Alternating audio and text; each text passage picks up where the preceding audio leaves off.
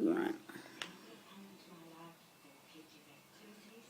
It must be very hard to get the clear images of them for sale. Like, you must have to super zoom your camera to market them, because to prove... The only way in which you can do it is I stopped, because my camera is only a small camera. Right, it does have a macro, but I shake a bit, and I just sort of set this up, and I'm not in the environment where I'm comfortable and relaxed with what I'm doing, so I stopped. Yeah. You use a macro, and you would set it up where I do have another light just for lighting, and I use a fluorescent light for me to even see properly. Yeah.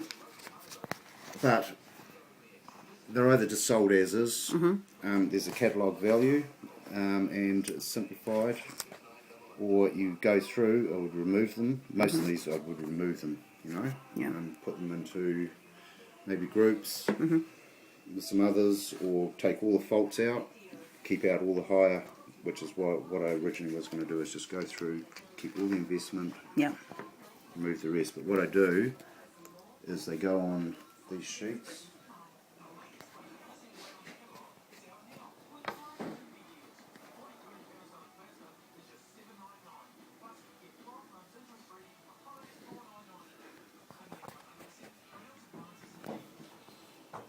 Bring out a bit more. They go onto these sheets like that. This is from a collection. Right. And this is how, ideally, this is how I would sell.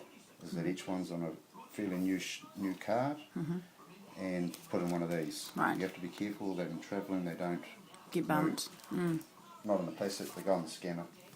My scanner. And you it's protect scanned, them. and then I can cut out the stamp that I want. Okay, and that does show the clarity. Oh, good. But Okay. I could also take a pretty good photo Yeah. with macro, as Get long as in I've there. got the good lighting, enough for someone to see. What it comes down to is that if I say, and I can say, you know, some people are like trying to say that's fine used, it isn't. And they'll say that's fine used. Well, it actually is to a degree, but they'll decide on what you say, you know, that's good used, it's pretty much good used, but it has an Irish cancel because of the angle, and, you know... Yeah. You've had to learn all... No, I haven't learned it all. Still learning. I don't even profess to question, do I really want to? Because I will be the mad scientist. Yes, Mr. So Smith. we go, now that's actually is worth a little bit of money. No, not particularly that one. We go on, these are lower values. These are all lower values, but you see how well centered it is? Okay, so Nearly that's smack on. very fine centering, very fine use. It's a dated CDS. Perhaps if you had the rest of the book that showed you which street it was. Wow. And on, you know? Yeah. Sometimes these are actually what's worth the money. Sometimes that number's worth the money. London hooded cancel, it's pretty common. You know, I haven't done any research on this. I'm just quickly... You just show me the language. Yeah. These are pretty much... Well, the 2 pennies actually are, for some reason, a $20 stamp. Right. 2.5 to 3s, but they add up. This becomes a set. There is actually the 9 penny, which is the key value, is missing. Right. It's 2 1 shillings. They're actually quite a nice green. That's a light green. That's not actually the true colour. Right, so that's received fade, yeah. But that's what I would describe as good colour, and that's pretty good colour. Yeah. And then they get lighter and lighter.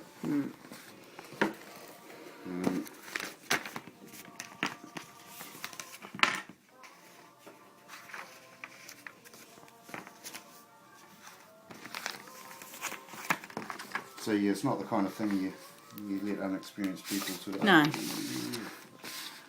Right, exactly how you were explaining to me before.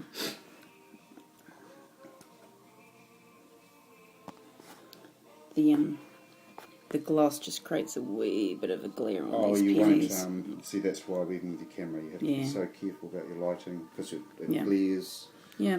And then I pulled one light off that I put on because I couldn't even see it myself, so just, Thought, no, it can't go there. That was a big lot. I would have sold it easy, but hey, I can't even see them. How will everyone else know?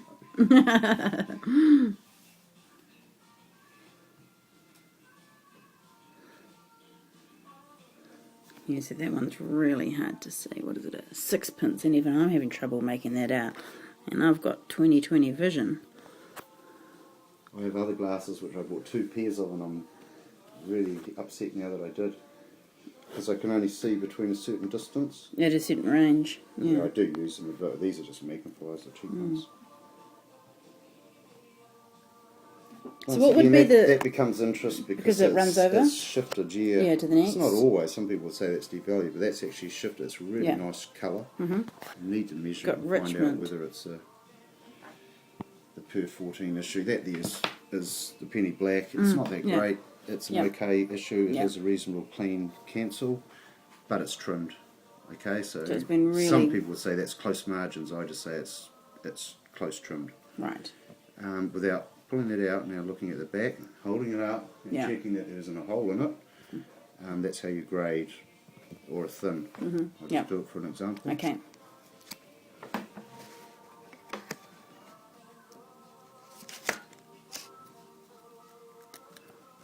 And this is where it is. It's very fiddly, and you know, you realise that. You've got to be concentrating. I'm going to put on my hand. Yeah. It appears to me to be, it's kind of a dirty back. Yeah. Okay, and someone's pen marked it.